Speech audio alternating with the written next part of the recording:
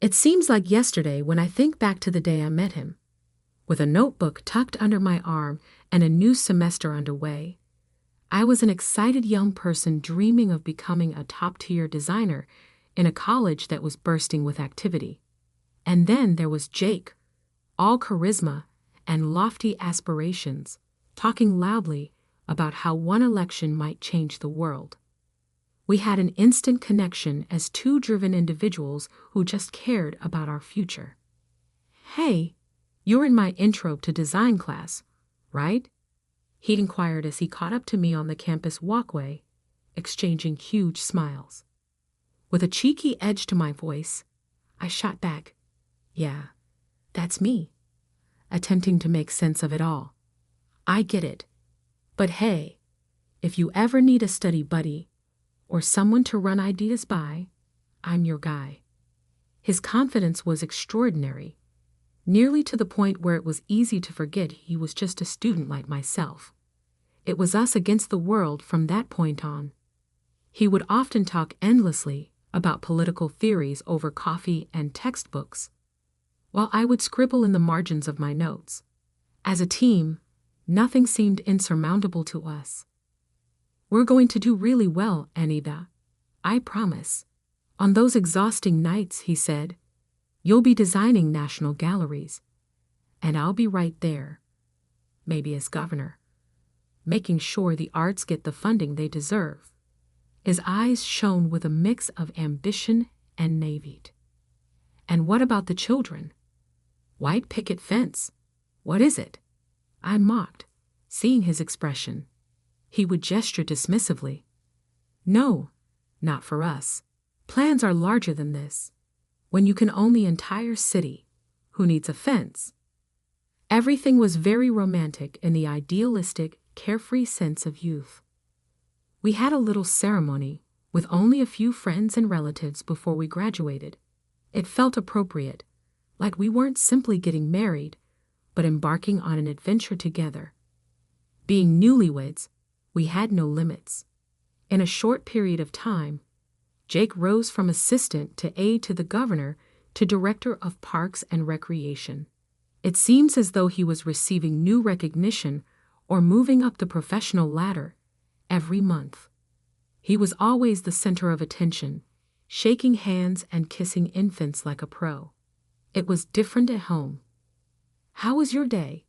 became our go-to opening line for discussions. He would say, "Busy as hell, meetings back to back." "How about you, sweetheart? How is your treatment in the design world?" I would shrug, seeming casual. "Oh, just another day of picking colors and convincing clients I know best." Though his eyes were always far away from mine, he would still laugh.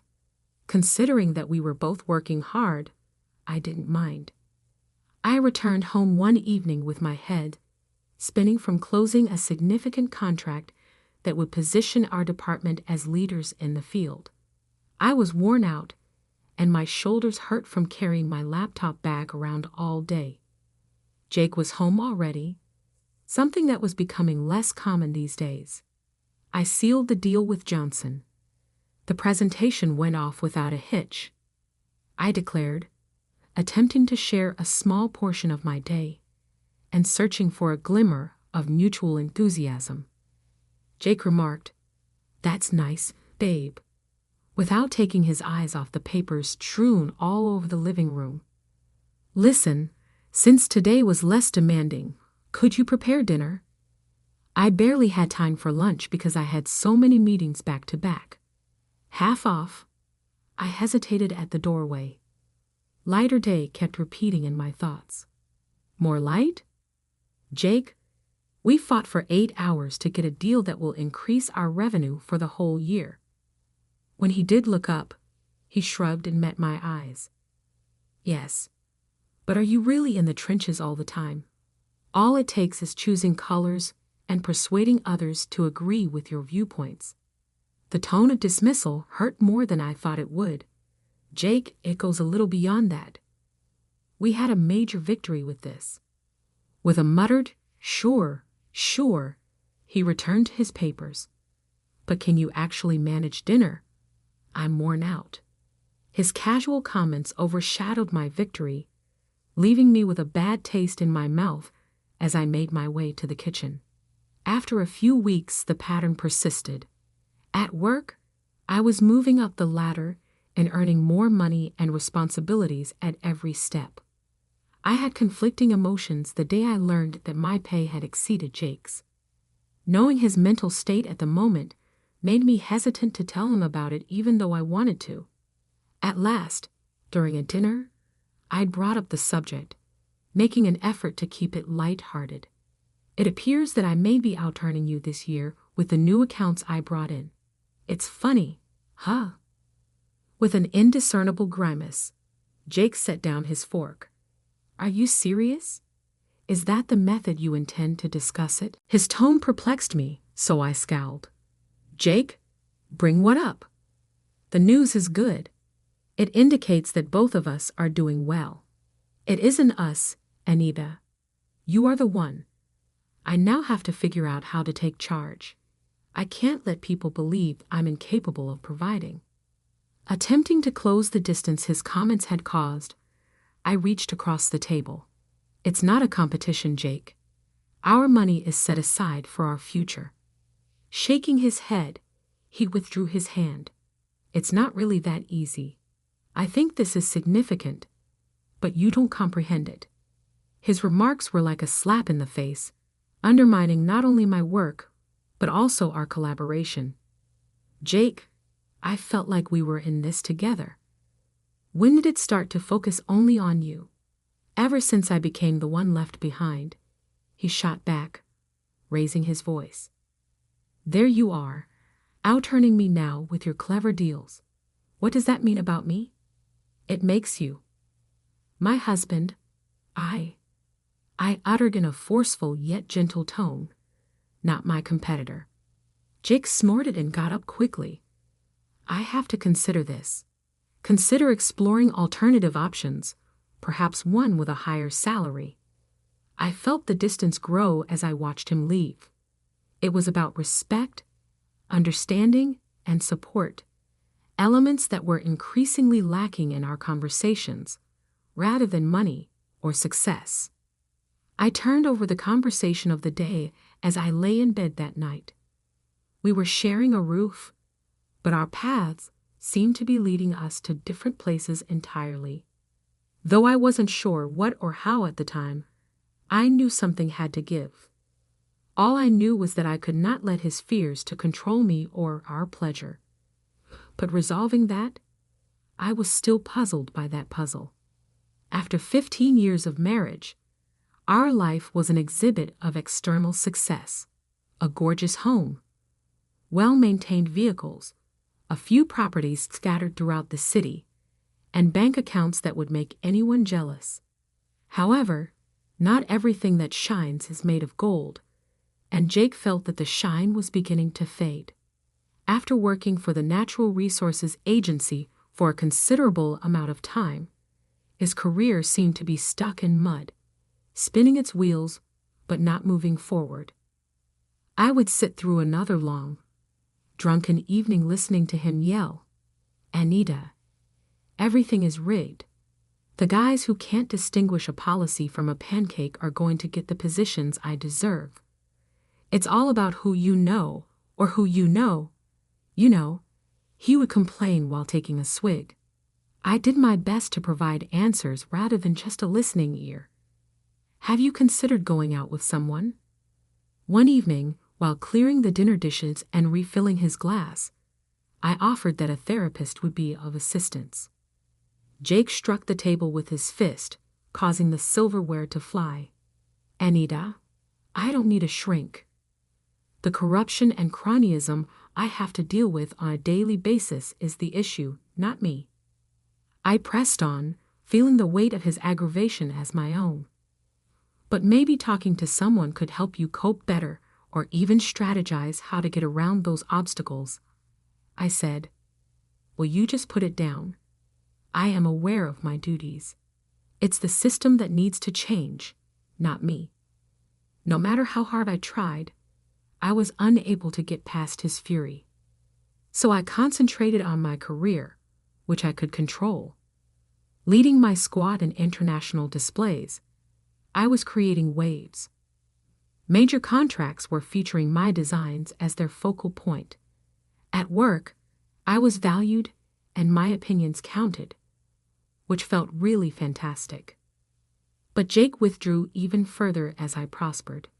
He stopped coming to work functions with me, especially the large, flashy ones where my accomplishments were on display.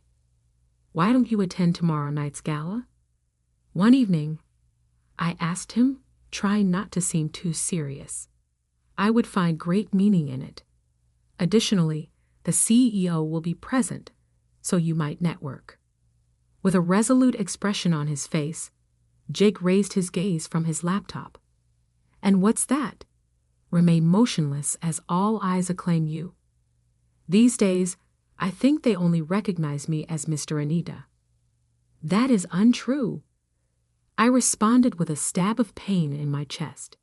"Jake, you are my spouse. They appreciate that you are an individual." He snorted and snapped shut his laptop. "Yes, Anita. I'm just the man who holds your handbag to them. I've got better things to do, so no thanks." I didn't want to admit how much it hurt. Although I was happy with my accomplishments, I wanted my spouse to be by my side and enjoy the achievement together, not feel jealous of it. I experienced a mixture of emotions when I put on my evening gown and glanced in the mirror the following day. My reflection revealed a woman who, while professionally fulfilled, lacked her husband's support in a big way on a personal level. I went alone, as I had started to do more often. The gala was a blur of congratulations, handshakes, and bright smiles. I accepted the accolades and spoke about my latest designs, but each time I saw a couple together, laughing or sharing a quiet moment, my heart ached. Returning home, I found Jake on the couch, a bottle in hand, not even pretending to have waited up. The clock was ticking past 9:00 p.m. as I rushed out of the conference room, my phone dead from the day's back-to-back meetings.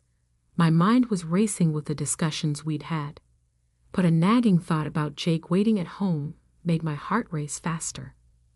We hadn't spoken since the morning, and I knew he'd be wondering where I was. I drove home as quickly as I could, rehearsing an apology in my mind. But when I walked through the front door, the coldness in Jake's eyes told me no apology would suffice. "You're late," he stated flatly, his voice edged with accusation as he sat in the dimly lit living room. "I'm sorry, Jake. The meeting ran over, and my phone died. I didn't get a chance to call." I dropped my keys in the bowl by the door, my voice weary. "Meeting, huh? Where should I say?" "Your little party with the bosses." His words were sharp, his eyes narrowing. I was taken aback. "What are you talking about?"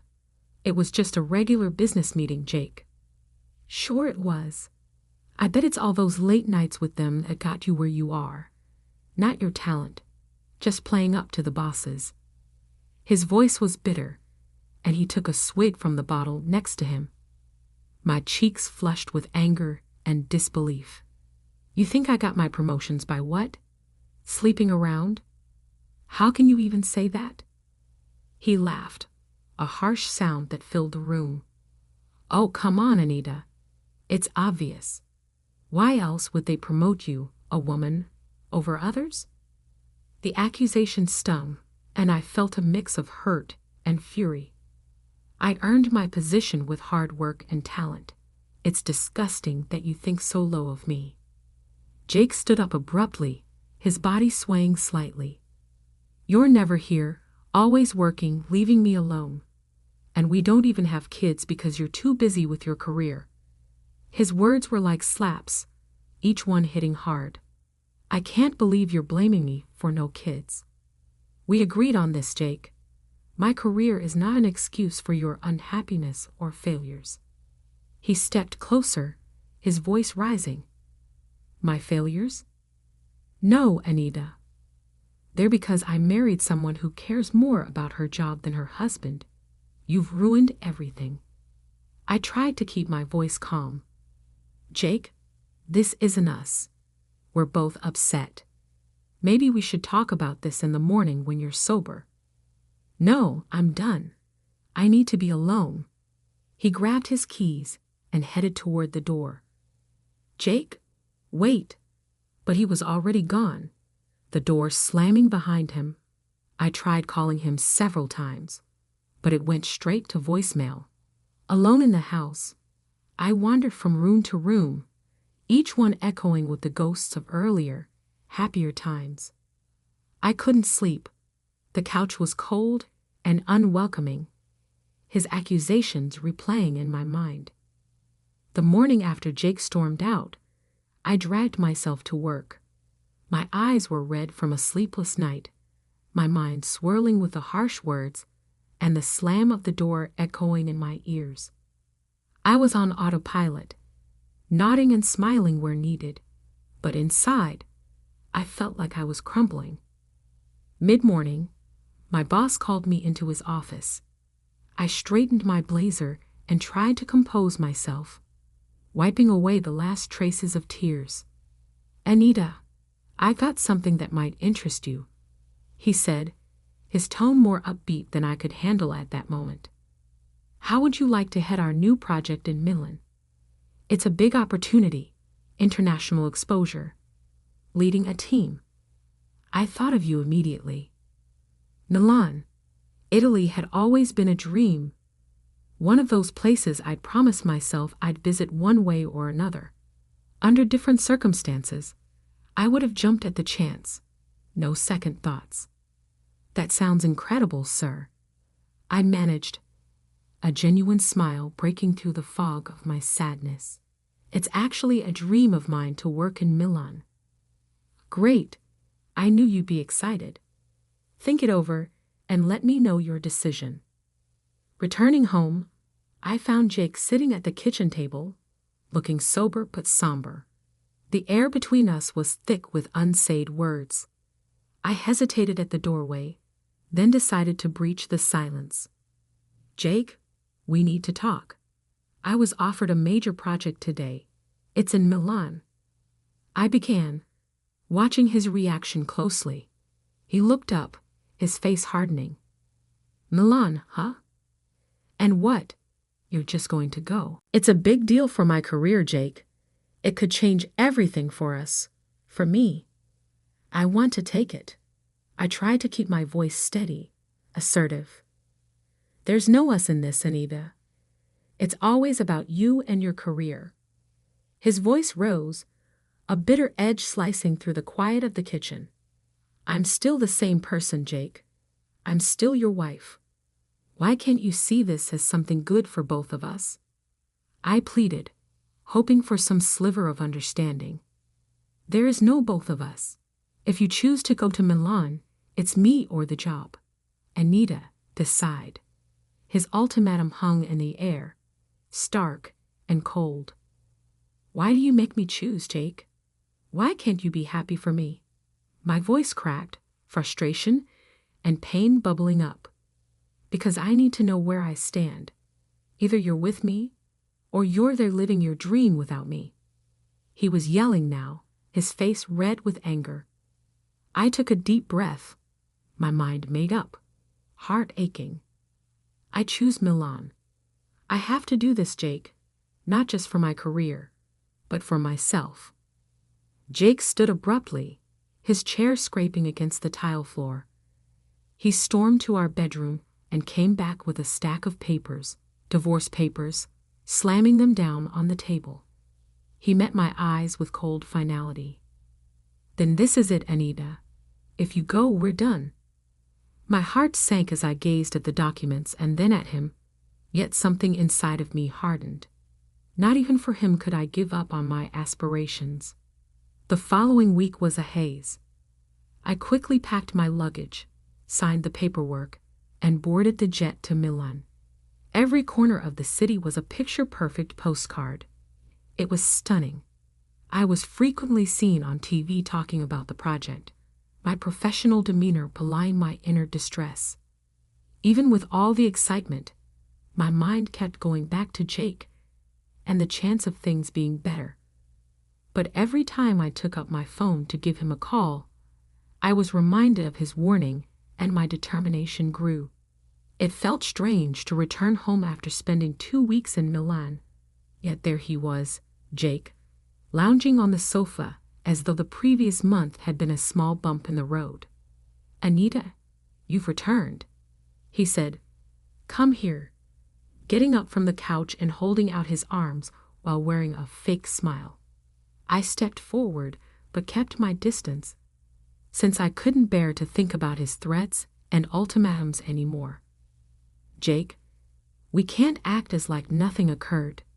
Remember that ultimatum you gave me? Me or the position?"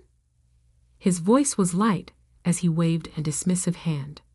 "Oh, that. I was just freaked out.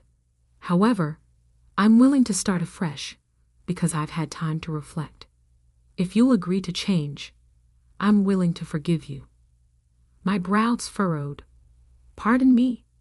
For precisely what purpose? For pursuing my line of work? And what modifications are you referring to?"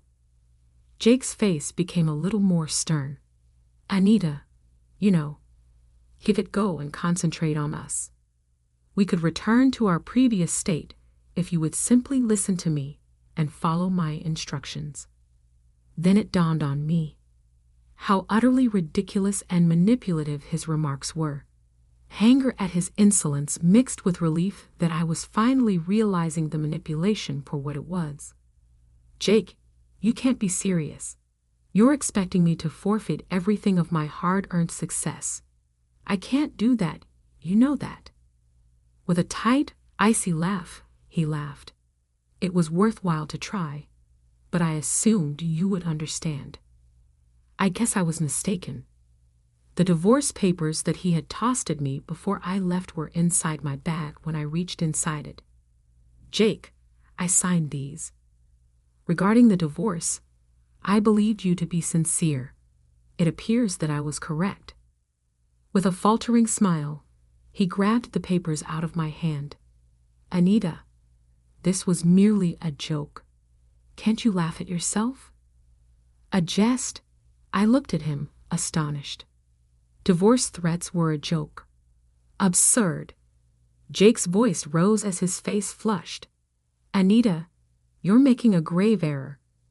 This is something you'll regret. I will not allow you to simply leave and wreck everything. I'm not causing any damage.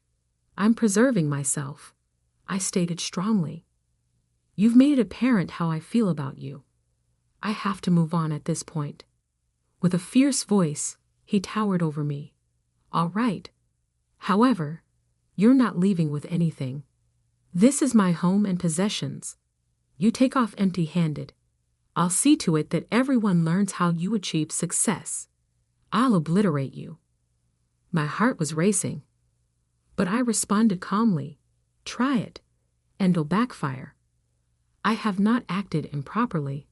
I have a clear conscience."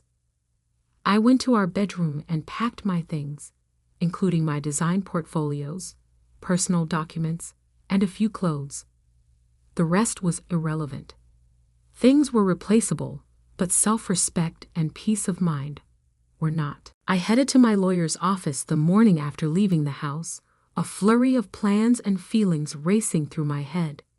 Upon entering Mr. Carter's office, I noticed that he was examining some documents with his glasses resting on the tip of his nose. With a solemn gaze, he looked up. "It's lovely to see you, Anita. Please take a seat. Tell me everything." Taking a deep breath, I began to recall the events of the past several days, including all of the nasty remarks and threats that Jake had directed at me. I said, sounding more composed than I actually was, and then he told me he'd make sure I wouldn't get a penny and would ruin my reputation. Mr. Carter listened and took notes, his brow furrowed. "Anita, we have to treat this seriously. Have you given hiring a private investigator any thought? We may discover information that will be useful to us in court." I laughed bitterly, which surprised even me. "Mr. Carter, I'm ahead of you there. A few months ago, when things really started to go south, I hired one. I wasn't comfortable with what was going on behind my back. I reached into my purse, took out a folder containing papers and pictures, and gave it to him. This is where everything is. It appears that Jake has abused people verbally as well." Mr. Carter unfolded the folder and started going through the contents very carefully. His look as he thumbed through the pictures and reports went from worried to downright shocked. This is substantial proof, Anita. He has accepted bribes in exchange for approving specific city projects." He gestured to a picture. "And this as well." He gestured to a picture of him and his helper at an unprofessional gathering. "Yes, and she has been more than just an assistant for quite some time," I said, with a mixture of relief and guilt. Mr. Carter looked at me through his glasses as he leaned back and pressed his fingers together. "Everything is changed by this. We may have extra grounds for divorce in addition to a compelling case based on adultery. This evidence, along with his threats against you, could tip the scales in your favor." The days before the trial were stressful. Jake started to call more frequently and urgently. He would swear at my name and then beg me to come back. I kept track of every voicemail and missed call that I received. When the hearing started, Mr. Carter was unyielding. "Your Honor, we have sufficient evidence here pertaining to Mr. Thompson's criminal acts relating to his position at the Natural Resources Agency, in addition to his infidelity, which has crushed my client." As Mr. Carter unfolded paper after document and photo after photo, all the while reliving his threats against me, Jake's face became white. When Jake's turn came around, he attempted to refute the allegations. "These are all unfounded charges. She's jealous and trying to destroy my career." The judge was unimpressed when she peered over the rim of her glasses. "We have a good deal of evidence in front of us, Mr. Thompson. Could you please clarify these pictures and these transactions?" His voice wavered, his customary charm crumbling beneath the weight of indisputable evidence. Just going about my business. Those images are not relevant." However, it was already too late. The proof was overwhelming. The judge paused for a moment before speaking, her voice clear and powerful. "In light of the evidence, I am providing Mrs. Thompson with monetary compensation to ease the suffering brought on by the infidelity and threats. The property will be divided equally." I finally put the past behind me and pushed myself into my profession with a zeal I hadn't felt in years. My hard work eventually paid off, and I received an offer to become the creative director. It fulfilled a dream. For years, I had eyed. My closest friend Laura and I were out enjoying this new beginning at a quaint little cafe downtown when my phone chimed. My heart no longer skipped a beat when I saw Jake's name on screen. I murmured to Laura, "It's Jake," and held up the phone. She inquired, raising an eyebrow with that all too familiar, "Are you serious?" expression. "Are you going to answer it?" she said. I said, "When do you want?" Jake, giving in to my curiosity. "Hello, Anita. I've been pondering. I recognized that I had erred greatly. Can we get together? I want to discuss the possibility of beginning anew." A mixture of desperation and feebly sincere sound, Jake's voice emerged from the speaker. I couldn't resist laughing out loud. It was more of a, "Can you believe this guy?" kind of laugh than a happy one. "Make a fresh start? Assume that, Jake. Following everything." "Anita, everything has changed. I lost my job." She accepted everything, including the job, and now she refuses to return the gifts as well. In his rush, his words tumbled over one other. I'm left with nothing. I shook my head, continuing to laugh. So to be clear, you want to start again since she fired you and stole your job, right? That is quite wealthy. You don't get it, Jake. Anita? I've changed. I truly have, I begged. I've moved on, even if that's true. Now that I'm a creative director, my life is content and fulfilled even without you, I remarked, the finality in my voice reflecting the resolution in my heart. There's no place for you in it anymore. But Anita, I wish you the best. Jake, goodbye. I switched off my phone, hung up, and blocked his number. Laura had a proud smile on her face as she looked at me. Raising her wine glass in a toast, she asked, You really are over him, aren't you? Yes, exactly, I replied as I clinked her glass with mine. To new beginnings, and to being in charge of my own happiness. The following day, I felt strong and in need of company that just asked for love in return. So I made the decision to grow my small family.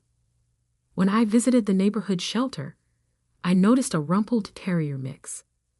Like me, he was a little older and a little rough around the edges. It felt appropriate to adopt him. I gave him the name Buddy, since I knew he would be a loyal buddy without any strings attached. Life was pleasant. It was authentic. It was mine.